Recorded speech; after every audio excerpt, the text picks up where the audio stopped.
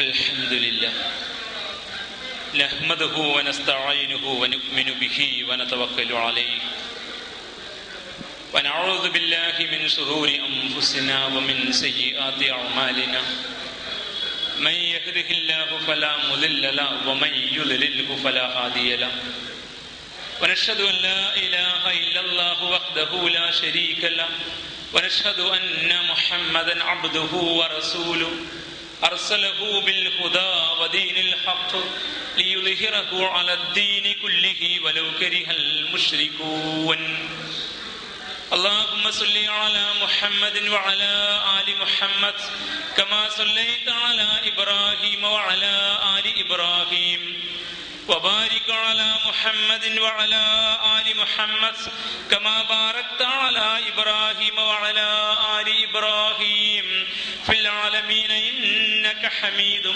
مجيد أما بعد فإن خير الحديث كتاب الله وخير الهدي هدي محمد صلى الله عليه وسلم وشر الأمور محدثاتها وكل بدعة ضلالة أيها الناس أوصيكم وإياي أولا بتقوى الله رب اشرح لي صدري ويسر لي أمري واحلل عقدة من لساني يفقهوا قولي إن أريد إلا الإصلاح ما استطعت وما توفيقي إلا بالله عليه توكلت وإليه أنيب أعوذ بالله من الشيطان الرجيم ليس عليكم جناح أن تبتغوا فضلا من ربكم فإذا أفضتم من عرفات فاذكروا الله عند المشعر الحرام واذكروه كما هداكم وإن كنتم من قبله لمن الضالين صدق الله സദഖല്ലാഹുൽ അലിയുൽ അദീം. ബഹുമാന്യരായ സത്യവിശ്വാസികളെ, വിശ്വാസിനികളെ, റബ്ബ് സുബ്ഹാനഹു വ തആലയുടെ കൽപ്പനകൾ ജീവിതത്തിലുടനീളം പാലിച്ചുകൊണ്ട് അവൻ്റെ വിധി വിലക്കുകളെ സൂക്ഷിച്ച് ജീവിക്കണമെന്ന് ആദ്യമായി എന്നോടും തുടർന്ന് എൻ്റെ സഹോദരി സഹോദരന്മാരോടും ഉപദേശിക്കുന്നു. ഏതാനും ആഴ്ചകളായി ഹജ്ജിൻ്റെ മാസങ്ങളിലൂടെ കടന്നു പോകുന്നതിനാൽ വിശുദ്ധ ഹജ്ജ് കർമ്മം നമ്മുടെ ചിന്തയിൽ ഉണർത്തുന്ന പാഠങ്ങളെയും സന്ദേശങ്ങളെയുമാണ് തുടർച്ചയായി മിമ്പറിൽ നിന്ന് നാം കേട്ടുകൊണ്ടിരിക്കുന്നത്. ഹജ്ജ് ഉണർത്തുന്ന രണ്ടു സവിശേഷ ചിന്തകളെ പങ്കുവെക്കാനാണ് ഇന്നത്തെ ഖുതുബയിലൂടെ ഉദ്ദേശിക്കുന്നത്. ഇസ്ലാമിക ദർശനത്തിൻ്റെ അടിത്തറയിൽ നിലവിൽ വന്ന മനുഷ്യനെ ആത്മീയമായ ഔത്കർഷത്തിലേക്ക് നയിക്കുന്ന ഏറ്റവും ഉദാത്തമായ ആരാധനയാണ് ഹജ്ജ്. അതുകൊണ്ട് ആ കർമ്മത്തിന് വലിയ സ്ഥാനവും കർമ്മത്തിൽ പങ്കെടുക്കുന്നവർക്ക് നാട്ടിൻ്റെ സമൂഹത്തിൻ്റെ ആദരവും ഉണ്ടെന്ന് നമുക്കറിയാം. ആത്മീയമായ ഔന്നിത്യം നേടിയെടുക്കാൻ, അല്ലെങ്കിൽ ആത്മീയമായ വളർച്ചയും ഉയർച്ചയും ആർജിക്കാൻ അള്ളാഹു നിശ്ചയിച്ച ഉത്കൃഷ്ടമായ കർമ്മമായിരിക്കെ തന്നെ ഇസ്ലാമിൻ്റെ ശരിയായ ആത്മീയത എന്ത് എന്ന് പഠിപ്പിക്കുകയാണ് ഹജ്ജ്. നമ്മുടെ സമൂഹത്തിൽ ആത്മീയതയെക്കുറിച്ച് തെറ്റായ കാഴ്ചപ്പാടാണ് ഉള്ളത്. ഇസ്ലാമിൻ്റെ ആളുകളെയും തെറ്റായ ആത്മീയമായ കാഴ്ചപ്പാട് സ്വാധീനിച്ചിട്ടുണ്ട്. ഉദാഹരണമായിട്ട് പറഞ്ഞാൽ,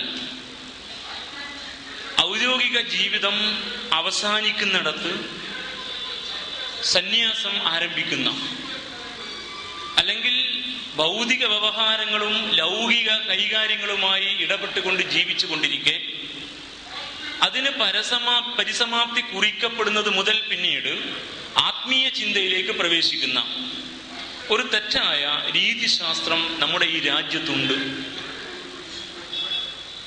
പൂർവാശ്രമം എന്ന പേരിൽ കഴിഞ്ഞ കാലഘട്ടത്തിൽ എങ്ങനെയായിരുന്നു ഈ മനുഷ്യന്റെ ജീവിതം എന്ന് വിശദീകരിക്കാറുണ്ട് വലിയ വലിയ സന്യാസിമാർ.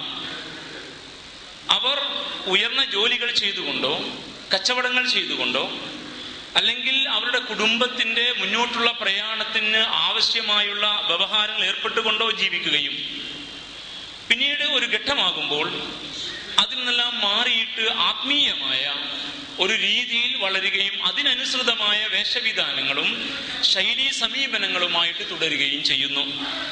ചിലപ്പോൾ അവർ വാനപ്രസ്ഥത്തിൽ വരെ പ്രവേശിച്ചേക്കാം, സന്യാസത്തിലേക്കും പ്രവേശിച്ചേക്കാം. ഇങ്ങനെ ഒരു ക്രമം ഈ നാടിന്റെ പാരമ്പര്യത്തിലുണ്ട്.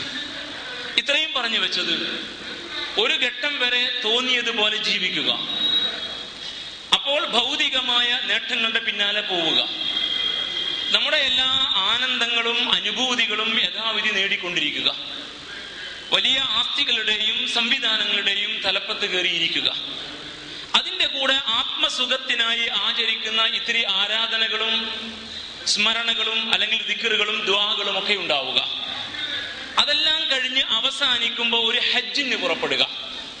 പിന്നെ ഹജ്ജ് കഴിഞ്ഞ ശേഷം നമസ്കാരവും ദിക്റും ദുആയും ഒക്കെ ആയിട്ട് അങ്ങനെ ജീവിക്കുക എന്ന ഒരു രീതിയിൽ നമുക്കിടയിൽ വരെ ഹജ്ജുമായി ബന്ധപ്പെട്ട ചിന്ത ഉണ്ടായി എന്നതിന്റെ അപകടാവസ്ഥയെ വളരെ കൃത്യമായി ഇസ്ലാം നമ്മെ ബോധ്യപ്പെടുത്തുന്നുണ്ട്. ഹജ്ജ് ഉണർത്തുന്ന സവിശേഷമായ ഒരു ചിന്തയാണത്. ഹജ്ജിന് പ്രായമില്ല. പ്രായം ആയതിനു ശേഷം എല്ലാം കഴിഞ്ഞു റിട്ടയർമെന്റിന് ശേഷം ഹജ്ജ് എന്ന പാഠവും ഇസ്ലാമിലില്ല. തിരുനബി സല്ലല്ലാഹു അലൈഹി വസല്ലമയുടെ കാലഘട്ടത്തിലെ ഹജ്ജ്, അതിനു മുമ്പ് ഒരു ഹജ്ജ് നടന്നിട്ടുണ്ട് ഇസ്ലാമിന്റെ ചരിത്രത്തിൽ. ഹിജ്റ 9-ാം വർഷത്തിൽ, ഹിജ്റ 8-ൽ മക്ക ഇസ്ലാമിന് വിധേയമായ ശേഷം ഹിജ്റ 9-ാം വർഷത്തിലാണ് ആദ്യത്തെ സംഘം മദീനയിൽ നിന്ന് ഹജ്ജിന് പോകുന്നത്. അടുത്ത വർഷമാണ് ഹിജ്റ 10-ാം വർഷത്തിൽ തിരുനബി സല്ലല്ലാഹു അലൈഹി വസല്ലമയും അനുചരന്മാരും ഹജ്ജിന് പോകുന്നത്. അവിടെ മുതൽ ഹജ്ജിനെ എടുത്തു നോക്കിയാൽ അത് പ്രായം തികഞ്ഞ ആളുകളുടെ എല്ലാ ഭൗതിക വ്യവഹാരങ്ങളിൽ നിന്നും മാറി നിൽക്കാൻ അവസരം കിട്ടിയ ആളുകളുടെ ഒരു കൂട്ടായ്മയും ആ കൂട്ടായ്മയുടെ ആരാധനയുമായിരുന്നില്ല എന്ന യാഥാർത്ഥ്യം വളരെ വ്യക്തമായി നമുക്ക് മനസ്സിലാക്കാൻ സാധിക്കും. അപ്പൊ ഹജ്ജ് വളരെ കൃത്യമായി നമ്മെ പഠിപ്പിക്കുന്ന പാഠം ഇസ്ലാമിന്റെ ആത്മീയത എന്ത് എന്നാണ്. ഭൗതികതയിൽ നിന്ന് തീർത്തും മുക്തമായ ആത്മീയതയോ ആത്മീയതയിൽ നിന്ന് അന്യമായി നിൽക്കുന്ന ഭൗതികതയോ ഇസ്ലാമിനില്ല. ദീനും ദുനിയാവും വേറെ വേറെ ആവുകയും ദീനിന്റെ കാര്യങ്ങൾ എന്ന നിലക്ക് കുറെ കാര്യങ്ങൾ വേറെ നിർവഹിക്കുകയും ഭൗതിക കാര്യങ്ങൾ, ലൗകിക കാര്യങ്ങൾ അല്ലെങ്കിൽ ദുനിയാവിന്റെ കാര്യങ്ങൾ നിലക്ക് വേറെ കുറെ കാര്യങ്ങളിൽ യഥേഷ്ടം എല്ലാവരെ പോലെ നമ്മളും ആവുകയും ചെയ്യുന്ന, രണ്ടും വ്യത്യസ്തമായ വഴിയിലൂടെ സഞ്ചരിക്കുന്ന, രണ്ടും സമാന്തരമായി സഞ്ചരിക്കുന്ന ഒരു രീതിശാസ്ത്രം ഇസ്ലാമിൽ ഇല്ല. ഈ യാഥാർത്ഥ്യത്തെ കൃത്യമായും ഹജ്ജ് പഠിപ്പിക്കുന്നു. വിശുദ്ധ ഖുർആന്റെ വചനങ്ങളിലൂടെ, തിരുസുന്നത്തിന്റെ പാഠങ്ങളിലൂടെ പ്രവാചകൻ തിരുനബി സല്ലല്ലാഹു അലൈഹി വസല്ലമ ഹജ്ജിനെ ഇസ്ലാമിന്റെ ക്രമത്തിൽ പുനഃക്രമീകരിക്കുന്നതിന് മുമ്പ്, കോലം കെട്ട ജാഹിലിയത്തിലെ ഹജ്ജിനെ ഇസ്ലാമിന്റെ തനത് മൂശയിൽ വീണ്ടും പുനരാവിഷ്കരിക്കുന്നതിന് മുമ്പ് ഹജ്ജ് ഒരു ഉത്സവമായിരുന്നു. ഹജ്ജ് ഒരു വ്യാപാര മേളയായിരുന്നു. ഹജ്ജിനായിട്ട് നാനാദിക്കിൽ നിന്നും ആളുകൾ വന്നിരുന്നത് കച്ചവടത്തിന് വേണ്ടിയാണ്. അവിടെ മക്കയിൽ ഹോൾസെയിൽ ഏജന്റുമാരുടെ കച്ചവട സംവിധാനങ്ങൾ, അവിടെ നിന്ന് സാധനങ്ങൾ വാങ്ങിക്കാൻ വേണ്ടി വരുന്ന സീസൺ നോക്കിയുള്ള വണിക് സംഘങ്ങളുടെ ആഗമനങ്ങൾ, ഹോൾസെയിൽ ഏജന്റുമാരിൽ നിന്ന് കച്ചവട സാധനങ്ങൾ വാങ്ങിയിട്ട് ഹജ്ജിന് വരുന്ന ആളുകളെ പ്രതീക്ഷിച്ച് റീറ്റെയിൽ കടകൾ തുറക്കുന്ന കച്ചവടക്കാർ, അതിന്റെ എല്ലാം ഭാഗമായി ഉത്സവത്തിൽ ഉണ്ടാകാവുന്ന ഏറ്റവും നെറികെട്ട എന്തെല്ലാം ഉണ്ടോ, മദ്യവും മദിരാക്ഷിയും നൃത്തവും നർത്തകിമാരും എല്ലാമുള്ള ഒരു ഉത്സവ പറമ്പായിരുന്നു യഥാർത്ഥത്തിൽ പഴയ കാലഘട്ടത്തിലെ ഹജ്ജിന്റെ അവസരം. അപ്പോൾ ഹജ്ജിനെ അവർ കണ്ടിരുന്നത് വ്യാപാരത്തിന്റെ ഒരു ഉത്സവമായിട്ടാണ്. ഇന്നും നമുക്കറിയാം, ഷിർക്കൻ ചിന്താഗതി നിലകൊള്ളുന്ന ഏതേത് മതക്രമത്തിലും ഷിർക്ക് പിടികൂടിയ മുസ്ലിം സമുദായത്തിലെ സംഘടനാ സംവിധാനങ്ങളിലും അവർ നടത്തിക്കൊണ്ടിരിക്കുന്ന അത്തരം ക്രമങ്ങളിലുമൊക്കെ ഈ ആരാധനകളെല്ലാം ഉത്സവങ്ങളാണ്. അതെല്ലാം വലിയ വ്യാപാര മേളകളാണ്.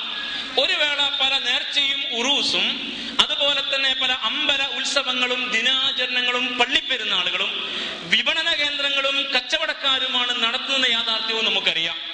പല നാട്ടിലും ഇസ്ലാമിക അവബോധം ഉണ്ടായി വന്ന ശേഷം ചില നേർച്ചകൾ നിർത്താൻ ശ്രമിച്ചിട്ട് അത് മുസ്ലിം സമുദായത്തിന്റെ കയ്യിൽ നിന്ന് കച്ചവടക്കാർ ഏറ്റെടുത്ത് നടത്തുന്ന അനുഭവങ്ങളും കേരളത്തിൽ ഉണ്ടെന്ന് വിനയ പുരസ്സരം അറിയണം. യഥാർത്ഥത്തിൽ ഷിർക്കിന്റെ രീതി അങ്ങനെയാണ്. എന്നാൽ ഇസ്ലാം ആ രീതിയെ മാറ്റിമറിച്ചു. ഇസ്ലാമിന്റെ രീതി അനുസരിച്ച് ആത്മീയതയും ഭൗതികതയും സമ്മിശ്രമായി ചേരുന്ന ഒരു ജീവിതമാണ് ഇസ്ലാം മുമ്പിൽ വെക്കുക. അതുകൊണ്ട് പഴയ കാലത്ത് ഹജ്ജിന് വരുന്നത് കച്ചവടം ഉദ്ദേശിച്ചായിരുന്നു എന്നതിനാൽ അല്ലാഹു സുബ്ഹാനഹു വ തആല ആ രീതിയെ നിർത്താൻ ആവശ്യപ്പെട്ടു. എന്നിട്ട് നിങ്ങൾ ഹജ്ജിനായിട്ട് വാ, മീഖാത്തുകൾ കടന്നു കഴിഞ്ഞ് വരുന്നത് അതിനു വേണ്ടി തന്നെയാവട്ടെ. അതിനുവേണ്ടി നാട്ടിൽ നിന്ന് പുറപ്പെടുമ്പോൾ നിങ്ങളുടെ ബന്ധങ്ങളെ ശരിപ്പെടുത്തട്ടെ. നിങ്ങൾ അല്ലാഹുവിലേക്ക് മുനീബീന ഇലൈഹി, അവരിലേക്ക് പൂർണ്ണമായും മടങ്ങുന്നവരായി, ആയിബീന തായിബീന മുനീബീന ഇലൈഹി, അല്ലാഹുവിലേക്ക് മടങ്ങുന്ന പശ്ചാത്താപ വിവശരായി, പാപങ്ങളെ കുറിച്ചുള്ള വേവലാതികളുള്ളവരായി, ജീവിതം ശുദ്ധീകരിക്കുന്ന ചിന്തയുള്ളവരായി നിങ്ങൾ അല്ലാഹുവിലേക്ക് വരുവിൻ എന്നാണ് ഹജ്ജിനുള്ള ആഹ്വാനത്തിന്റെ വിശദീകരണമായിട്ട് ഖുർആൻ പഠിപ്പിച്ചത്. അങ്ങനെ ആളുകളുടെ വരവ് തന്നെ കച്ചവടാവശ്യാർത്ഥമായില്ല.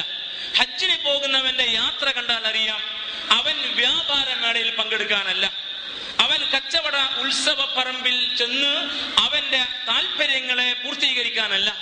അവന്റെ ലക്ഷ്യം അല്ലാഹുവാണ്, അല്ലാഹുവിന്റെ ഭവനമാണ്. അതുകൊണ്ടാണ് ഹാജി, ഹാജ എന്ന് വിളിച്ചത്. തമ്പുരാന്റെ ഭവനം ലക്ഷ്യമാക്കുന്നവൻ, തമ്പുരാന്റെ ഭവനം ലക്ഷ്യമാക്കുന്നവൾ എന്നാണ് ആ പദങ്ങളുടെ അർത്ഥം. അങ്ങനെ യാത്രയുടെ മുഖം തന്നെ മാറ്റിയെടുത്തു. അങ്ങനെ ഹജ്ജിന് വന്ന ആളുകളോട് അല്ലാഹു പറഞ്ഞു, ഹജ്ജിന് വന്നു എന്നതുകൊണ്ട്, അല്ലെങ്കിൽ ആത്മീയമായ വളർച്ചയും ഉയർച്ചയും ജീവിത വിശുദ്ധിയും ആർജിക്കാൻ നിങ്ങൾ വന്നു എന്നതുകൊണ്ട് നിങ്ങൾക്ക് ദുനിയാവിൻ്റെതായ ഒരു കാര്യവും ചിന്തിക്കാനേ പാടില്ല എന്നില്ല. ലൗകിക കാര്യങ്ങളും നിങ്ങൾ ശ്രദ്ധിച്ചോ, അള്ളാഹുവിന്റെ ഔദാര്യം നിങ്ങൾ പ്രതീക്ഷിച്ചോ. അതുകൊണ്ട് ദീനിന്റെ കാര്യത്തിൽ തന്നെ ദുനിയാവിന്റെ കാര്യവും ചേർത്ത് വെച്ചു, ദുനിയാവിന്റെ കാര്യത്തിന്റെ കൂടെ ദീനിന്റെ കാര്യവും ചേർത്ത് വെച്ചു. രണ്ടും കൂടി ചേർന്ന് വരുന്ന ഒരു ക്രമം ഹജ്ജുമായി ബന്ധപ്പെട്ട് ഇസ്ലാം പഠിപ്പിച്ചു. ഇതൊരു സവിശേഷമായ വസ്തുതയാണ്. ഖുർആൻ ഈ യാഥാർത്ഥ്യം പഠിപ്പിക്കാൻ ഹജ്ജിനെ വിശദീകരിക്കുന്ന ആയാത്തുകളുടെ കൂട്ടത്തിൽ ഒരുപാട് വചനങ്ങൾ ചിലവഴിച്ചിട്ടുണ്ട്. സൂറ അൽ ബഖറയിലെ ഏതാനും വചനങ്ങൾ ശ്രദ്ധിക്കുക. അതിലെ ആദ്യ വചനമാണ് ഇന്ന് ഖുതുബയുടെ മുഖദ്ദിമയിൽ ഓതി വെച്ചത്. അൽ ബഖറ 198 വചനം, ലൈസ അലൈക്കും ജുനാഹുൻ അൻ തബ്തഗു ഫദ്ലൻ മിർ റബ്ബിക്കും. ഈ ഹജ്ജ് യാത്രയിൽ അള്ളാഹുവിന്റെ അടുക്കലുള്ള ഔദാര്യം തേടുന്നതിൽ നിങ്ങൾക്ക് കുറ്റമില്ല എന്ന് പറഞ്ഞാൽ, നിങ്ങൾക്ക് ഹജ്ജ് കഴിഞ്ഞാൽ കച്ചവടമാവാം, നിങ്ങൾക്ക് ഹജ്ജ് കഴിഞ്ഞാൽ തൊഴിലാവാം, നിങ്ങൾക്ക് ജീവിത ഉപാധിയുടെ മാർഗമായിട്ട് സാധ്യമാകുന്ന വൃത്തിയിൽ ഏർപ്പെടാം, അതിനൊരു തടസ്സവുമില്ല എന്ന്. ലൈസ അലൈക്കും ജുനാഹുൻ, നിങ്ങളുടെ മേൽ കുറ്റകരമല്ല, നിങ്ങൾക്ക് കുറ്റമേതുമില്ല. അൻ തബ്തഗു ഫദ്ലൻ മിർ റബ്ബിക്കും, നിങ്ങളുടെ റബ്ബിന്റെ ഔദാര്യത്തെ നിങ്ങൾ പ്രതീക്ഷിക്കുന്നതിൽ നിന്ന്. ഫൈദാ അഫൽതും മിൻ അറഫാത്തിൻ, നിങ്ങൾ ഹജ്ജിനായി വന്നു, ഹജ്ജിന് മുമ്പ് നിങ്ങൾ അവിടെ ജീവിക്കുമ്പോൾ നിങ്ങൾക്ക് തമ്പുരാന്റെ ഔദാര്യം തേടാം. അങ്ങനെ ഹജ്ജിൽ പ്രവേശിച്ചു, നിങ്ങൾ അറഫയിലെത്തി. ഫൈദാ അഫൽതും മിൻ അറഫാത്തിൻ, നിങ്ങൾ അറഫയിൽ നിന്ന് ഒഴുകിയാൽ, അറഫയിൽ നിന്ന് നിങ്ങൾ പ്രവഹിച്ചാൽ, ഫദ്കുറുല്ലാഹ ഇൻദൽ മശ്അറിൽ ഹറാം, മശ്അറുൽ ഹറാമിന്റെ അടുക്കൽ വെച്ച് അഥവാ മുസ്ദലിഫയിൽ വെച്ച് നിങ്ങൾ അല്ലാഹുവിനെ സ്മരിക്കണം. വദ്കുറൂഹു കമാ ഹദാകും, അല്ലാഹുവാണ് നിങ്ങളെ ഈ ഹിദായത്തിലേക്ക്, മാർഗദർശനത്തിലേക്ക് നയിച്ചത് എന്നതിനാൽ നിങ്ങൾ അല്ലാഹുവിനെ സ്മരിക്കുക. വഇൻ കുൻതും മിൻ ഖബ്ലിഹി ലമിനൽ ളാല്ലീൻ, അതിനു മുമ്പ് നിങ്ങൾ പൂർണ്ണമായും വ്യക്തമായ വഴികേടിലായിരുന്നുവല്ലോ എന്നും പഠിപ്പിക്കുന്നു. അപ്പൊ ഹജ്ജിന്റെ കർമ്മം ഇങ്ങനെ പഠിപ്പിക്കാം. അതിന്റെ കൂട്ടത്തിലാണ് നിങ്ങൾ അവിടെ നിൽക്കണം, മിനയിൽ വരണം, പിന്നെ നിങ്ങൾ അറഫയിലേക്ക് ഒഴുകണം, അറഫയിൽ നിന്ന് മുസ്ദലിഫയിലേക്ക് യാത്ര തിരിക്കണം. ഇങ്ങനെ ഈ കർമ്മങ്ങളെ പഠിപ്പിക്കുന്ന കൂട്ടത്തിൽ ആ ഹജ്ജിന് മുമ്പും ആ ഹജ്ജിന് ശേഷവും നിങ്ങൾക്ക് അള്ളാഹുവിന്റെ ഔദാര്യം തേടാം. അപ്പോൾ ഭൗതികവും ലൗകികവുമായ നേട്ടങ്ങൾക്ക് വേണ്ടി നിങ്ങൾക്ക് പരിശ്രമിക്കാം. അതിന് അല്ലാഹു നിങ്ങളെ തടസ്സപ്പെടുത്തിയിട്ടില്ല. ആത്മീയമായ ഒരു സംഗതി ആയതുകൊണ്ട് ഇനി അങ്ങോട്ട് ആത്മീയമായ കാര്യങ്ങൾ തന്നെ, ജീവിതവുമായി ബന്ധപ്പെട്ട മറ്റു ചിന്തകൾ പാടില്ല, മറ്റു കാര്യങ്ങൾ ചെയ്തുകൂടാ എന്നിങ്ങനെ അല്ലാഹു വിലക്കിയില്ല. മുമ്പ് നിങ്ങൾ ആത്മീയതയെ വാണിഭവൽക്കരിച്ചിരിക്കുകയായിരുന്നു. മുമ്പ് നിങ്ങളുടെ ആത്മീയത കച്ചവടവും ഉത്സവവും കൊട്ടിഘോഷങ്ങളുമായിരുന്നു. തസ്തിയ അവ മുക്ക എന്നൊക്കെ പറഞ്ഞ പോലെ ബഹളങ്ങളായി, കൊട്ടിഘോഷങ്ങളായി, കരഘോഷങ്ങളായി, തിമർപ്പുകളായിട്ടായിരുന്നു. അതിൽ കച്ചവടമായിരുന്നു ഉദ്ദേശ്യം, അതിൽ ആനന്ദമായിരുന്നു ഉദ്ദേശ്യം, അതിൽ നിങ്ങൾക്ക് വേറെ പല ലക്ഷ്യങ്ങളുമായിരുന്നു. എന്നാൽ അത് പാടില്ല. എന്നാൽ നിങ്ങൾ അള്ളാഹുവിന്റെ അനുഗ്രഹം തേടരുത് എന്ന് പറഞ്ഞില്ല. അതിന് നിങ്ങൾ കുറ്റമില്ല. ഈ ഹജ്ജ് കർമ്മത്തിന്റെ മുമ്പും അതിനു ശേഷവും നിങ്ങൾക്കതാവാം എന്ന് ഈ സൂറ അൽ ബഖറ 198 ആയത്തിൽ പഠിപ്പിച്ചു. തുടർന്ന് 199 ആയത്ത് മുതലുള്ള വചനങ്ങൾ ഇങ്ങനെയാണ്: സുമ്മ അഫീദു മിൻ ഹൈസു അഫാലന്നാസ്. ഇനി നിങ്ങൾ ഈ മുസ്ദലിഫയിൽ നിന്ന് ജനങ്ങൾ ഒഴുകുന്നിടത്തേക്ക് ഒഴുകുക. അഥവാ അറഫയിൽ നിങ്ങൾ മുസ്ദലിഫയിൽ വന്നു, അവിടെ നിന്ന് ഇനി നിങ്ങൾ വീണ്ടും മിനയിലേക്ക് ഒഴുകുക. വസ്തഗ്ഫിറുല്ലാഹ്. ആ യാത്രയിൽ നിങ്ങൾ അള്ളാഹുവിനോട് ധാരാളമായി ഇസ്തിഗ്ഫാർ, പാപമോചന പ്രാർത്ഥന നടത്തിക്കൊള്ളുക. ഇന്നല്ലാഹു ഗഫൂറുർ റഹീം. അള്ളാഹു ഏറെ പാപങ്ങൾ പൊറുക്കുന്നവനും കരുണാവാരിധിയുമാണ്. അപ്പൊ ഹജ്ജ് കർമ്മത്തെ പഠിപ്പിച്ചു കൊണ്ടിരിക്കുന്ന കൂട്ടത്തിൽ ആദ്യം അള്ളാഹുവിന്റെ അനുഗ്രഹങ്ങൾ തേടുന്നതിൽ കുഴപ്പമില്ല, കുറ്റമില്ല എന്ന് പഠിപ്പിച്ചിട്ട് ഒരു രംഗം പഠിപ്പിച്ചു. അറഫയിൽ നിന്ന് മുസ്ദലിഫയിലേക്ക് വരിക, അള്ളാഹുവിനെ ഓർക്കുക, നിങ്ങളെ പ്രപിതാക്കളെ ഓർക്കുന്നതിനേക്കാൾ ശക്തമായിട്ട് ഓർക്കുക. പിന്നീട് വീണ്ടും മുസ്ദലിഫയിൽ നിന്ന് നിങ്ങൾ ദുൽഹജ്ജ് 10 മിനയിലേക്ക് ഒഴുകുക. മിനയിലേക്ക് ഒഴുകുന്ന ആ ഒഴുക്കിൽ നിങ്ങൾ അള്ളാഹുവിനോട് ധാരാളമായി ഇസ്തിഗ്ഫാർ നടത്തുക, നിങ്ങളുടെ പാപങ്ങളുടെ മോചനത്തിന് പ്രാർത്ഥിക്കുക. അടുത്ത ആയത്തിൽ ഫൈദാ ഖലൈതും മനാസികക്കും. അങ്ങനെ നിങ്ങളുടെ ഈ ആരാധന, ഈ മനാസിക് നിർവഹിച്ചു കഴിഞ്ഞാൽ ഫദ്കുറുല്ലാഹ കസിക്രിക്കും ആബാഅക്കും ഔ അശദ്ദ ദിക്റ. നിങ്ങളുടെ പ്രപിതാക്കന്മാരെ മുമ്പ് നിങ്ങൾ അനുസ്മരിച്ചിരുന്നത് പോലെ, അതുപോലെയോ അതിനേക്കാൾ ശക്തമായിട്ടോ നിങ്ങൾ അള്ളാഹുവിനെ സ്മരിക്കുക.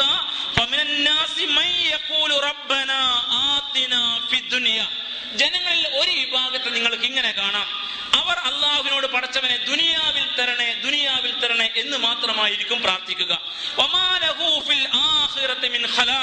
അത്തരം ആളുകൾക്ക് പരലോകത്ത് ഒന്നുമേ ഇല്ല, പരലോകത്ത് അവർക്ക് ഒന്നും തമ്പുരാൻ നൽകുകയുമില്ല. എന്നാൽ വമിൻഹും, ഈ ജനങ്ങളിൽ ഇങ്ങനെ ഒരു കൂട്ടരുണ്ട്, മൈ യഖൂലു, അവർ നിരന്തരമായിട്ട് പ്രാർത്ഥിച്ചു കൊണ്ടിരിക്കുന്നു, റബ്ബനാ ആതിനാ ഫിദ്ദുനിയ ഹസന, പടച്ചവനെ ഇഹലോകത്ത് ഞങ്ങൾക്ക് നീ നല്ലത് മാത്രം നൽകണമേ, നല്ല അവസ്ഥ ഞങ്ങളെ നിലനിർത്തണമേ, വഫിൽ ആഖിറതി ഹസന, പരലോകത്തും ഞങ്ങൾക്ക് നീ നല്ലത് നൽകണം, നല്ല അവസ്ഥയിൽ അവിടെയും ഞങ്ങളെ നീ അധിവസിപ്പിക്കണം, വഖിനാ അദാബന്നാർ, നരകശിക്ഷയിൽ ഞങ്ങളെ കാത്തുരക്ഷിക്കുകയും ചെയ്യണമേ എന്ന് പ്രാർത്ഥിക്കുന്ന ആളുകളുമുണ്ട് എന്നാണ്. നമ്മൾ കേൾക്കുന്ന ഈ പ്രാർത്ഥന, നമ്മൾ ശീലിച്ച ഈ പ്രാർത്ഥന, അതിന് സയ്യിദു ദുആ എന്നാണ് പറയാ. പ്രാർത്ഥനകളുടെ സയ്യിദാണ്, ദുആകളിൽ മുമ്പനാണ്, ദുആകളിൽ പ്രഥമനാണ്, ദുആകളിൽ പ്രധാനിയാണ്. സയ്യിദു ദുആ എന്ന ഈ പ്രാർത്ഥന ഖുർആനിൽ വന്നത് സൂറ അൽ ബഖറയിലെ 201 ആയത്തിലാണ്. ഇപ്പോൾ നമ്മൾ കേട്ട ഈ വചനം ഹജ്ജിന്റെ കർമ്മത്തിലും ഉംറയുടെ കർമ്മത്തിലും മുഖ്യമാണ് തവാഫ് എന്ന് പറയുന്നത്. തവാഫ് ഹറമിൽ ചെന്ന ആരും ചെയ്യുന്ന തഹിയ്യത്തും കൂടിയാണ്, അള്ളാഹുവിനുള്ള കാണിക്ക സമർപ്പണമാണ്. നമ്മൾ പള്ളിയിൽ 2 റക്അത്ത് സുന്നത്ത് നമസ്കരിക്കുന്നത് പോലെ, പള്ളിയിൽ പ്രവേശിച്ചാൽ ചെയ്യുന്നത് പോലെ ഹറമിൽ പ്രവേശിച്ചാൽ തവാഫാണ് ചെയ്യേണ്ടത്. അപ്പോ ഈ സാധാരണ ഹറമിൽ പ്രവേശിച്ചാൽ ചെയ്യുന്ന തവാഫിലും ഹജ്ജ് ഉംറയുടെ ഭാഗമായുള്ള തവാഫിലുമൊക്കെ ഒരു ദുആ മാത്രമാണ് റസൂലുള്ളാഹി സ്വല്ലല്ലാഹു അലൈഹി വസല്ലം പഠിപ്പിച്ചത്. ആ ദുആ ഈ പറയുന്ന ദുആയാണ്, സൂറ അൽ ബഖറയിൽ വന്ന ഈ പ്രാർത്ഥന. തവാഫ് തുടങ്ങുന്നത് ഹജർ അസ്വദിന്റെ മൂലയിൽ നിന്നാണ്. അങ്ങനെ ഹിജർ ഇസ്മായിലിന്റെ അപ്പുറത്ത് കൂടി കടന്ന് 4ാമത് മൂലയാകുന്ന കഅബയുടെ റുക്നുൽ യമാനിയിൽ എത്തിക്കഴിഞ്ഞാൽ, റുക്നുൽ യമാനി മുതൽ 1ാമത് മൂലയാകുന്ന ഹജർ അസ്വദിന്റെ മൂല വരെയുള്ള സ്ഥലത്ത് കൂടി തവാഫ് ചെയ്യുമ്പോൾ റബ്ബനാ ആതിനാ ഫിദ്ദുനിയ ഹസന വഫിൽ ആഖിറതി ഹസനതൻ വഖിനാ അദാബന്നാർ എന്ന ഈ ദുആ ചെയ്യണമെന്ന് റസൂലുള്ളാഹി സ്വല്ലല്ലാഹു അലൈഹി വസല്ലം പഠിപ്പിച്ചു. ഒരു ദുആ മാത്രമേ ആ നിലക്ക് പഠിപ്പിച്ചിട്ടുള്ളൂ. ദുആ കുറഞ്ഞു പോയി എന്ന് പരാതിപ്പെടുന്നവരാണ് നമ്മൾ. തവാഫിൽ വേറെ ദുആ ഇല്ല എന്ന് പറഞ്ഞ നമ്മുടെ ആളുകൾക്ക് ഇപ്പോൾ ബേജാറാണ്. പടച്ചവനെ ദുആ ഇല്ലാതായി പോയോ, ദുആ ഇല്ലെങ്കിൽ പിന്നെ എങ്ങനെ എന്നാണ്. റസൂലുള്ളാഹി സ്വല്ലല്ലാഹു അലൈഹി വസല്ലമ ഹജ്ജിനെ പഠിപ്പിച്ചപ്പോൾ ഈ ഹജ്ജിൽ തവാഫിൽ ആകെ പഠിപ്പിച്ച ഒരേ ഒരു ദുആയേ ഉള്ളൂ. ബാക്കി എന്തും നമുക്ക് പ്രാർത്ഥിക്കാം. എന്താണ് ഇങ്ങനെയാവാൻ കാരണം? ലൗകികവും അതുപോലെ തന്നെ ആത്മീയവുമായ, ഭൗതികവും ആത്മീയവുമായ കാര്യങ്ങൾ എത്രമേൽ ചേർന്ന് നിൽക്കണം എന്ന് കൃത്യമായി പഠിപ്പിക്കുന്ന സന്ദേശമാണ് ഈ ദുആ. അതാണ് ഹജ്ജ് നമ്മെ ഉണർത്തുന്ന പാഠം. ഭൗതിക കാര്യങ്ങളെല്ലാം അങ്ങനെ നടക്കട്ടെ, അതതിന്റെ വഴിയിൽ. അതുകൊണ്ട് കഴിഞ്ഞ വർഷം ഇന്ന സമയത്ത് ഉംറക്ക് പോയി വന്ന ഞാൻ അടുത്ത വർഷവും ആ സമയത്ത് ഉംറക്ക് പോകാൻ ആഗ്രഹിക്കുന്നു. അതുവരെയുള്ള സമയം ഉംറ കഴിഞ്ഞു വന്ന് അടുത്ത ഒരു സീസൺ വരെ എനിക്ക് ഈ നാട്ടിൽ എങ്ങനെയാണോ മനുഷ്യരുടെ കാര്യങ്ങൾ നിർവഹിക്കുന്നത് അങ്ങനെ തന്നെ ഞാൻ നിർവഹിക്കാം. അവിടെ ഹലാല് ഹറാമുകളില്ല, അവിടെ ഇസ്ലാമിന്റെ പരിധികളില്ല, അള്ളാഹു വെച്ച ഉപാധികളില്ല, ഇസ്ലാമിന്റെ സംസ്കാരമില്ല, ഇസ്ലാമിന്റെ മൂല്യങ്ങളില്ല, ഇസ്ലാമിന്റെ ധാർമ്മിക കാഴ്ചപ്പാടുകളില്ല. അങ്ങനെ ജീവിക്കുകയാണ്. എന്നിട്ട് ഒരു കൊല്ലമാകുമ്പോൾ ഇത്തിരി ഒരു മാറ്റം വേണം, അല്ലെങ്കിൽ ഒന്ന് ശരിയാവണം, അല്ലെങ്കിൽ തൽക്കാലം ചെയ്തു കൂട്ടിയ പാപങ്ങൾ പൊറുക്കണം, എന്നാൽ അടുത്ത ഒരു യാത്ര വീണ്ടും. ഇങ്ങനെയുള്ള വർഷാവർഷം ഉംറയും ഹജ്ജുമായിട്ട് കെട്ടിപ്പിടഞ്ഞു കിടക്കുന്ന പലരുടെയും ജീവിതത്തിൽ ഇസ്ലാം മുമ്പിൽ വെച്ച ഈ പ്രാർത്ഥനയുടെ നിലപാടുകളില്ല. ഇസ്ലാമിലെ പ്രാർത്ഥനകൾ നിലപാടുകളാണ്.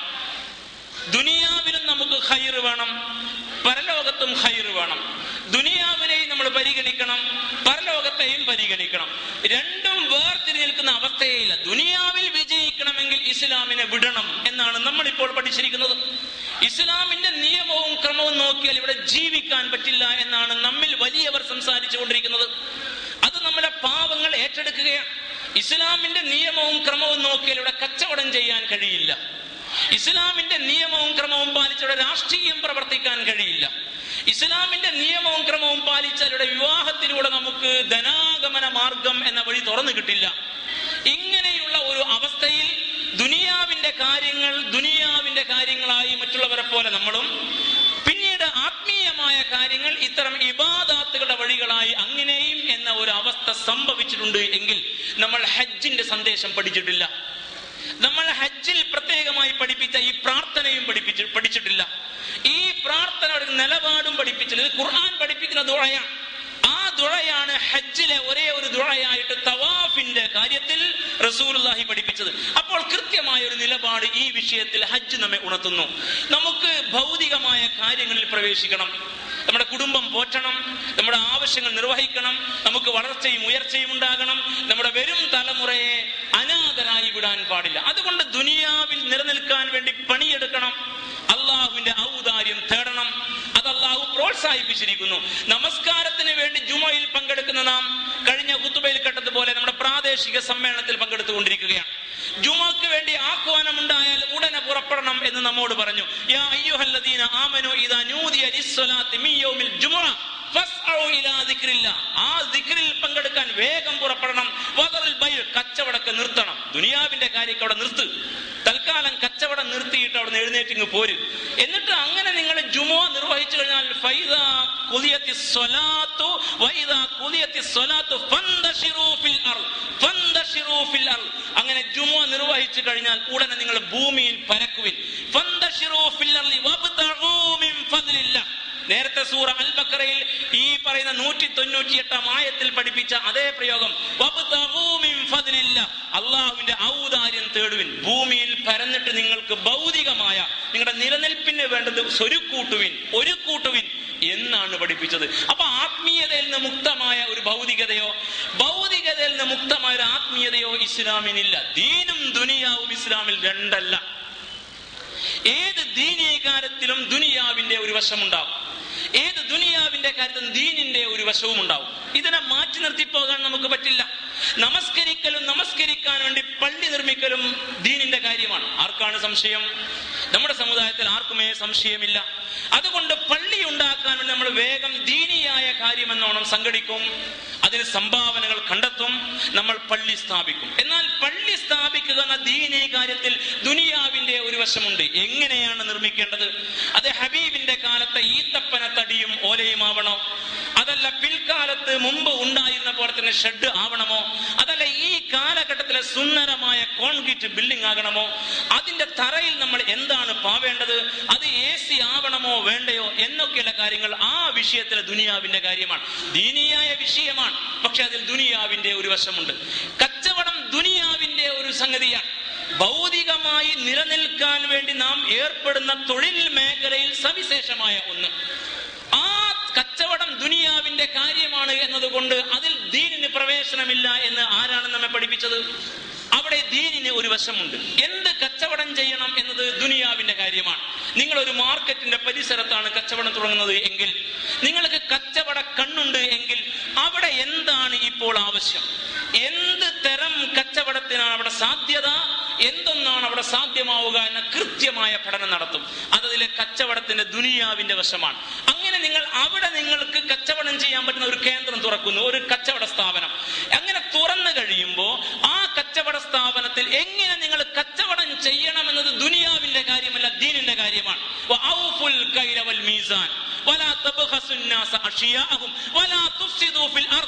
വിശുദ്ധ ഖുർആൻ പഠിപ്പിക്കുക, അളവും തൂക്കവും കൃത്യമായി പാലിക്കണം. ജനങ്ങളെ പറ്റിക്കരുത്, ജനങ്ങളുടേത് വഞ്ചിച്ചെടുക്കരുത്. നിങ്ങൾ ഭൂമിയിൽ നാശമുണ്ടാക്കരുത്, ധർമ്മത്തെ നിങ്ങൾ വയലേറ്റ് ചെയ്യരുത്, മൂല്യങ്ങളെ നിങ്ങൾ തകർത്ത് കളയരുത്. കച്ചവടം സേവനത്തിനാണ്, ലാഭം അതിന്റെ കൂടെ വരുന്നതാണ്. ഇങ്ങനെ അതിലെ ദീനിന്റെ വശവും പഠിപ്പിക്കും. ഇങ്ങനെയല്ലാതെ ഏത് കാര്യമാണ് സുഹൃത്തുക്കളെ ഇസ്ലാമിലുള്ളത്, മനുഷ്യ ജീവിതത്തിലുള്ളത്? ഇതാണ് ഇസ്ലാം പഠിപ്പിക്കുന്ന വസ്തുത. അതുകൊണ്ടാണ് ഏറ്റവും വലിയ ആത്മീയമായ ഉയർച്ച നൽകുന്ന ആരാധനക്ക് പോകുന്ന മനുഷ്യരോട് പറഞ്ഞു, നിങ്ങൾക്ക് അള്ളാഹുവിന്റെ ഔദാര്യം പ്രതീക്ഷിക്കാം. കച്ചവടമാവാം, നിങ്ങൾക്ക് മുമ്പും കച്ചവടമാകാം, ഈ കർമ്മം നിർവഹിച്ച ശേഷവും കച്ചവടമാകാം. അള്ളാഹുവിനെ നിങ്ങൾ ശരിക്കും ഓർത്തുകൊണ്ട് അവനെ സ്മരിച്ചുകൊണ്ട് ആയിരിക്കണം. നിങ്ങളുടെ പ്രാർത്ഥന, പടച്ചവനെ ഇഹലോകത്തും ഞങ്ങൾക്ക് ഖൈറുണ്ടാവണം, പരലോകത്തും ഖൈറുണ്ടാവണം, ഇവിടെയും ഹസന അവിടെയും ഹസന എന്നതായിരിക്കണമെന്ന് എത്ര സുന്ദരമായിട്ടാണ് ഇസ്ലാം പഠിപ്പിച്ചത്. രണ്ടിലും ഈ കാഴ്ചപ്പാടിൽ മുന്നോട്ട് പോകണം. അതുകൊണ്ടാണ് ഈ സമ്മേളനത്തെ കുറിച്ച് പഠിപ്പിച്ചപ്പോഴും നിങ്ങൾ നമസ്കാരത്തിന് വരണം, ദിക്ർ കേൾക്കണം, ജുമുഅ നിർവഹിക്കണം. ശേഷം നിങ്ങൾ മടിയന്മാരായിരിക്കരുത്. പള്ളി മൂലയിൽ ചടഞ്ഞിരിക്കുന്ന രീതിയല്ല നിങ്ങൾ പഠിക്കേണ്ടുന്ന ആത്മീയത. നിങ്ങൾ അത് കഴിഞ്ഞാൽ പുറത്തിറങ്ങണം, അധ്വാനിക്കണം, പരിശ്രമിക്കണം, ഹലാലായ വഴിയിലൂടെ നിങ്ങളുടെ നിലനിൽപ്പിന് വേണ്ടി സമ്പാദിക്കണം. നല്ല പണം നിങ്ങളുടെ കയ്യിൽ വരണം. അങ്ങനെ നല്ല പണം നിങ്ങളുടെ കയ്യിൽ വന്നാലേ ഇസ്ലാമിന്റെ ആവശ്യവും നിർവഹിക്കപ്പെടൂ. നിഅമൽ മാലു സ്വാലിഹ് ലിറജുലി സ്വാലിഹി എന്ന് റസൂലുള്ളാഹി സ്വല്ലല്ലാഹു അലൈഹി വസല്ലം ആശീർവദിക്കാറുണ്ടായിരുന്നു.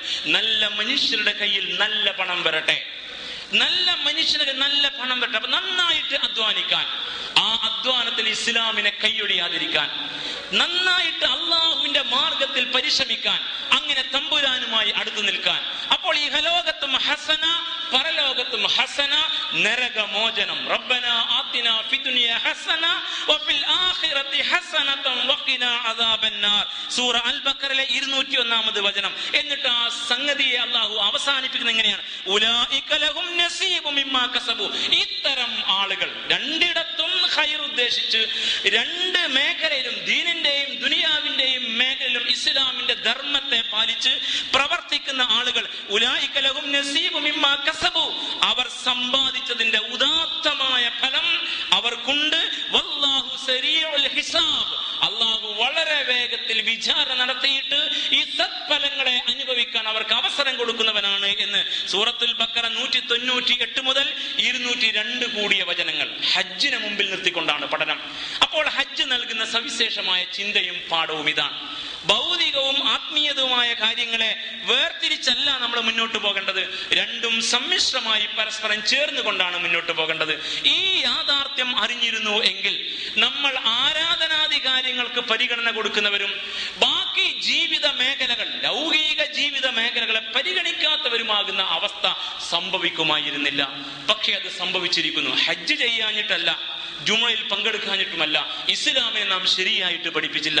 അതുകൊണ്ട് ഹജ്ജ് പഠിപ്പിക്കുന്ന ഈ പാഠത്തെ യഥാവിധി ഉൾക്കൊള്ളാൻ നമുക്ക് കഴിയണം.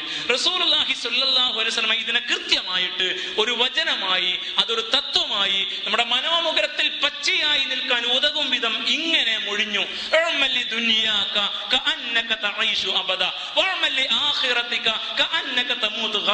സുന്ദരമായൊരു വചനമാണ്. ഇസ്ലാമിന്റെ ഒരു തത്വമാണ്. ഇസ്ലാമിന്റെ ആത്മീയത എന്ത് എന്നാണ് ഈ തത്വം പഠിപ്പിക്കുന്നത്. നിന്റെ ദുനിയാവിന് വേണ്ടി നീ അധ്വാനിക്കണം. ഇവിടെ എന്നും ജീവിക്കാനുള്ളവൻ എന്ന പോലെ മടിപിടിക്കരുത്. അവസരങ്ങളെ നോക്കിയിട്ട് നല്ല മാർഗത്തിൽ നല്ല ധനമിറക്കി, നല്ല പരിശ്രമങ്ങൾ ഇറക്കി, നല്ല കഴിവുകളെ വ്യയം ചെയ്ത് നേടണം.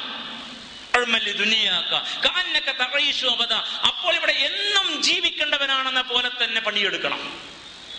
എന്നാൽ നീ കേവലം ദുനിയാവിന്റെ അടിമയായിട്ട് പോകരുത്. നിന്റെ പരലോകത്തിന് വേണ്ടി നീ പണിയെടുക്കണം. നാളെ തന്നെ മരിക്കും എന്ന ചിന്തയോടുകൂടി. നാളെ മരിക്കാനുള്ളവനാണ്, അടുത്ത നിമിഷം മരിക്കാനുള്ളവനാണ്. ഈ മരണം എപ്പോഴും എൻ്റെ കൂടെയുണ്ട്. അറിയിപ്പില്ലാതെ വരുന്ന അതിഥിയാണ്, ക്ഷണിക്കപ്പെടാതെ വരുന്ന അതിഥിയാണ്. മരണം എന്ന ചിന്തയോടെ പരലോകത്തെ മുമ്പിൽ കണ്ടുകൊണ്ട് തമ്പുരാന്റെ കൽപ്പനകൾ തെറ്റിക്കാതെ ജീവിക്കണം.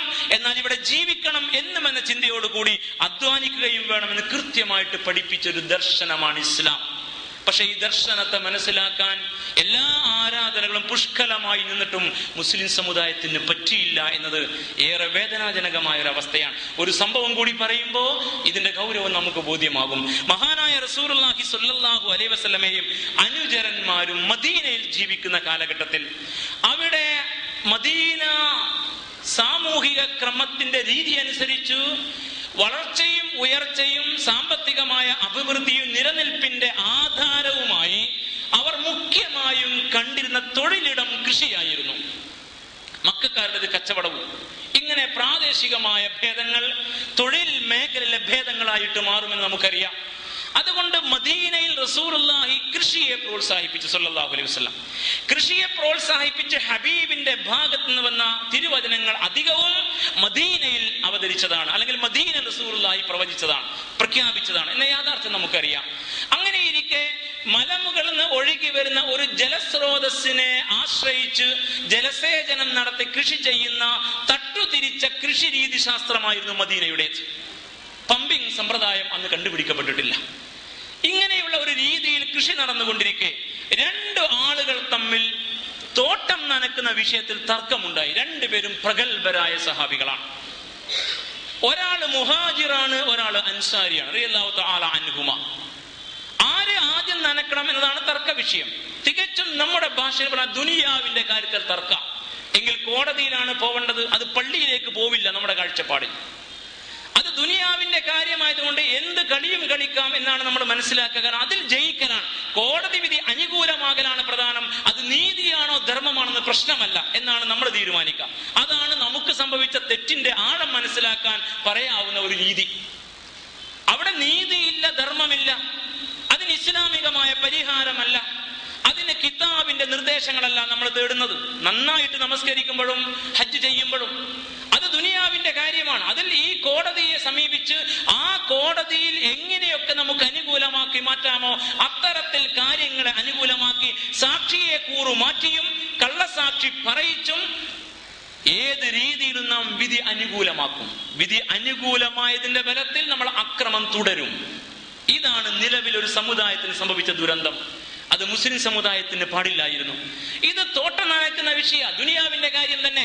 പക്ഷെ രണ്ടുപേരും തർക്കവുമായി മദീനയിലെ കോടതിയിൽ വന്നു. അവിടെ യഹൂദന്റെ വിധി പറയുന്ന കേന്ദ്രങ്ങളുണ്ട് മദീനയിൽ. അവിടെ നേരത്തെയുള്ള പ്രഗത്ഭരായ ജ്യോത്സ്യന്മാർ വിധി പറയുന്ന ഇടങ്ങളുണ്ട് മദീനയിൽ. അവിടേക്കല്ല ഇവർ പോയത്. അതാണ് വിശ്വാസികളുടെ ഗുണം. അവര് നബിയുടെ അടുക്കൽ വന്നു സല്ലല്ലാഹു അലൈഹി വസല്ലം. വാദിയും പ്രതിയും കാര്യങ്ങൾ പറഞ്ഞു. റസൂലുള്ളാഹി രണ്ടുപേരോടും ചോദ്യങ്ങൾ ചോദിച്ചു, വിഷയത്തെ കുറിച്ച് പഠിച്ചു. ശേഷം ജഡ്ജിയാകുന്ന ഹബീബായ റസൂലുള്ളാഹി സ്വല്ലല്ലാഹു അലൈഹി വസല്ലം വിധി പറഞ്ഞു. വിധി ഇങ്ങനെയാണ്: ഇസ്ഖയാ സുബൈർ. സുബൈർ റളിയല്ലാഹു തആല അൻഹുവിനെ അഭിസംബോധന റസൂലുള്ളാഹി പറഞ്ഞു, സുബൈർ അങ്ങ് ആദ്യം നനക്കുക, പിന്നീട് താങ്കളുടെ തോട്ടം നനച്ചു കഴിഞ്ഞാൽ അടുത്ത തോട്ടക്കാരന് വെള്ളം വിട്ടുകൊടുക്കുക. അങ്ങനെയാണ് തട്ടുതിരിച്ച കൃഷിഭൂമിയിൽ ജലസേചനം സാധ്യമാകൂ. അതുകൊണ്ട് ഹബീബ് അങ്ങനെ വിധി പറഞ്ഞു. മുകളിലെ തോട്ടങ്ങൾ നനഞ്ഞു വരുന്ന മുറക്ക് താഴേക്ക് വെള്ളം ഒഴുക്കി വിടുക. റസൂലുള്ളാഹി നീതിപൂർവമാണ് വിധി പറഞ്ഞത്. പക്ഷെ മറുകക്ഷിക്ക് ഈ വിധി അംഗീകരിക്കാൻ തയ്യാറായിരിക്കെ തന്നെ വിധി എനിക്ക് അനുകൂലമായില്ലല്ലോ എന്നതിൽ ഒരു അസ്ഖ്യതയുണ്ടായി. ആ സഹാബി നല്ലവനാണ് റളിയല്ലാഹു തആല. അദ്ദേഹം ഹബീബിനെ എതിർക്കാൻ ഉദ്ദേശിച്ചില്ല, തീരുമാനത്തെ അംഗീകരിക്കാതിരുന്നുമില്ല. പക്ഷേ വിധി എനിക്ക് അനുകൂലമായില്ല എന്നതിനാൽ ഒരു പ്രതികരണം. ആ പ്രതികരണം ഇങ്ങനെയായിരുന്നു: റസൂലെ, സുബൈർ അങ്ങേക്ക് വേണ്ടപ്പെട്ടവനായത് കൊണ്ടല്ലേ അങ്ങ് ഇങ്ങനെ വിധിച്ചത് എന്നൊരു പ്രതികരണം നടത്തി. സദസ്സ് നിറഞ്ഞിരിക്കുകയാണ് മദീന പള്ളിയിൽ. ഈ പ്രതികരണം ആ സദസ്സിന് ഉൾക്കൊള്ളാനേ കഴിഞ്ഞില്ല. അവരെല്ലാവരും തലതാഴ്ത്തിയിരുന്നു. അങ്ങനെ പറയാൻ പാടില്ലായിരുന്നു. ഹബീബായ റസൂലുള്ള ഒരു വിഷയത്തിൽ വിധി പറഞ്ഞാൽ അതിന് മറുതല പറയുകയോ അതൊരു വിശ്വാസിക്ക് പാടില്ല. അവരെല്ലാവരും ഇങ്ങനെ തല താഴ്ത്തിയിരിക്കെ റസൂലുള്ളാഹിക്ക് വഹീ വരാൻ തുടങ്ങി സല്ലല്ലാഹു അലൈഹി വസല്ലം. വഹീന്റെ പ്രയാസം ഹബീബ് അനുഭവിക്കുന്ന സഹാബത്തിന് മനസ്സിലായി. ഹബീബ് വഹീൽ നിന്ന് മുക്തനാകും വരെ അവർ കാത്തിരുന്നു. അങ്ങനെ വഹീ മുക്തനായപ്പോൾ റസൂലുള്ളാഹി സ്വല്ലല്ലാഹു അലൈഹി വസല്ലമ സൂറത്തുൻ നിസായിലെ ഒരു വചനം ഓതി കേൾപ്പിച്ചു. ഫലാ വറബ്ബിക ലാ യുഅ്മിനൂന ഹത്താ യുഹക്കിമൂക ഫീമാ ശജറ ബൈനഹും സുമ്മ ലാ യജിദൂ ഫീ അൻഫുസിഹിം ഹറജൻ മിമ്മാ ഖളൈത വയുസല്ലിമൂ തസ്ലീമാ. ഫലാ വറബ്ബിക ലാ യുഅ്മിനൂൻ, നിന്റെ നാഥനാണ് സത്യം, ഇവരാരും മുഅ്മിനീങ്ങളല്ല, ഇവരാരും മുഅ്മിനുകളാവുകയുമില്ല.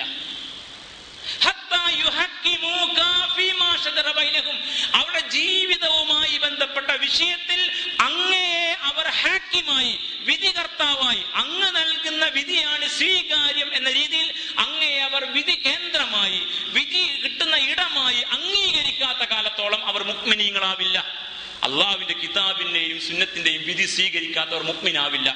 അവരെത്ര മുഹാജിറായിരുന്നാലും അൻസാറായിരുന്നാലും. പിന്നെയല്ലേ ഞാനും നിങ്ങളും? നമുക്ക് ആകെ പറയാനുള്ളത് 5 വക്ത് നിസ്കാരം മുടക്കുന്നില്ല എന്നത് മാത്രമാണ്. പിന്നെ അങ്ങോട്ട് പോയാൽ പ്രശ്നം. ഇത് ഹബീബിന്റെ കൂടെ മുഴുസമയം പ്രവർത്തിച്ച് മുന്നോട്ട് പോകുന്ന ഒരു ടീമിനെ ഇരുത്തിയിട്ട് അള്ളാഹ് പറയാം, ഖൈറുൽ ഖുറൂനി ഖർനി, എന്റെ തലമുറയിൽ എന്റെ കൂടെയുള്ള ഈ തലമുറയാണ് ഇസ്ലാമിന്റെ ഏറ്റവും നല്ല തലമുറ, ഞങ്ങളുടെ കാലഘട്ടമാണ് ഇസ്ലാമിന്റെ സുവർണകാലം എന്ന് പഠിപ്പിച്ച ഹബീബിന്റെ കാലഘട്ടത്തിൽ അള്ളാഹുവിന്റെ വർത്തമാനമാണ്. ആവുകയില്ല, ആയിട്ടില്ല, പടച്ചവനാണ് സത്യം. അള്ളാഹുവിന്റെയും റസൂലിന്റെയും വിധി സ്വീകരിക്കാത്ത കാലത്തോളം. അങ്ങനെ സ്വീകരിച്ചാൽ പോരാ, ആ വിധി നിങ്ങൾക്കെതിരാണെങ്കിൽ പോലും ഒരു അസ്ഖ്യതയും ഒരു ക്ലിഷ്ടതയും ഒരു പ്രയാസവും ഉണ്ടാകാൻ പാടില്ല. ആ വിധിയിൽ ആ പ്രയാസമാണ് ഈ സഹാബി പ്രകടിപ്പിച്ചത്. പാടില്ല. പൂർണ്ണമായും ആ വിധിക്ക് വിധേയപ്പെടണം, അഥവാ പൂർണ്ണമായും മുസ്ലിം ആവണം. അവിടെയാണ് ഇസ്ലാം പഠിപ്പിച്ചത്. അതാണ് ഇസ്ലാം, മുസ്ലിം എന്ന് പഠിപ്പിക്കുകയാണ് വിശുദ്ധ ഖുർആൻ. അത് തികച്ചും ദുനിയാവിന്റെ ഒരു കാര്യത്തിലാണ്. നിസ്കാരത്തിന്റെ ഷർത്തും ഫറളോ അതിന്റെ റക്അത്തിന്റെ എണ്ണമോ ആയിരുന്നില്ല ഇവിടുത്തെ വിഷയം. ഇത്ര കൃത്യമാണ് ഇസ്ലാം. അതുകൊണ്ട് നമ്മൾ അറിയണം, ദുനിയാവിന് മുക്തമായ ഒരു ദീൻ നമുക്കില്ല, ദീനിന്ന് മുക്തമായ ഒരു ദുനിയാ കാര്യവുമില്ല. ദീനും ദുനിയാവും നമ്മുടെ മുമ്പിൽ ജീവിതമാണ്. ജീവിതം ഒരു ഏകകമാണ്. ജനിച്ച് പ്രായപൂർത്തി നാൾ മുതൽ മരണം വരെ നാം ഏതേതു മേഖലകളിലൂടെ വ്യാപരിക്കുന്നുവോ അവിടെയൊക്കെ ഖുർആനിന്റെയും സുന്നത്തിന്റെയും രണ്ടിൽ നിന്നും ഉത്ഭൂതമാകുന്ന ഇസ്ലാമിന്റെ നിർദ്ദേശങ്ങളും ഇർഷാദാത്തുകളും ഗൈഡൻസുമായിരിക്കണം നമ്മെ നയിക്കേണ്ടത്. നാം ഏർപ്പെടുന്ന കാര്യത്തിൽ ദീൻ ദുനിയാവിനെ വേർതിരിവേ പാടില്ല. ഇതാണ് ഹജ്ജ് നൽകുന്ന സവിശേഷമായ ചിന്ത. ഈ ചിന്ത പഠിക്കാൻ നമുക്ക് കഴിയണം. ആരാധനകൾ ഈ ചിന്തയെ ശരിക്കും പ്രോജ്വലിപ്പിക്കുന്നുണ്ട്. പക്ഷെ നമ്മുടെ ആരാധനകൾ ഈ ചിന്തയെ നമ്മുടെ ഹൃദയ മസ്തിഷ്കത്തിലേക്ക് ഏറ്റുന്നില്ല. അതുകൊണ്ട് ആത്മീയത ആഗ്രഹിക്കുമ്പോൾ ഒരു യാത്ര, വന്നു കഴിഞ്ഞാൽ പിന്നെയും പഴയപടി പോയി മടുക്കുമ്പോൾ പിന്നെ ഒരു ഉംറ, വന്നു കഴിഞ്ഞാൽ പിന്നെയും പഴയപടി. മാറ്റത്തിന് സാധ്യത നൽകാത്ത, മാറ്റത്തിന് നിമിത്തമാകാത്ത ആരാധനകൾ നിഷ്ഫലങ്ങളാണ്. അതുകൊണ്ട് പലപ്പോഴും ഹജ്ജും ഉംറയും നിർവഹിക്കുന്ന മനുഷ്യരെ സ്വാധീനിക്കുന്നില്ല. ഹജ്ജ് ഉണർത്തുന്ന ഈ ചിന്തയെ സവിശേഷമായിട്ട് പഠിക്കാൻ അള്ളാഹു നമ്മെ സഹായിക്കുമാറാവട്ടെ. ഇന്നല്ലാഹു മലായികതഹു യുസല്ലൂന അലൻ നബിയ്യി യാ അയ്യുഹല്ലദീന ആമനു സ്വല്ലു അലൈഹി വസല്ലിമു തസ്ലീമാ.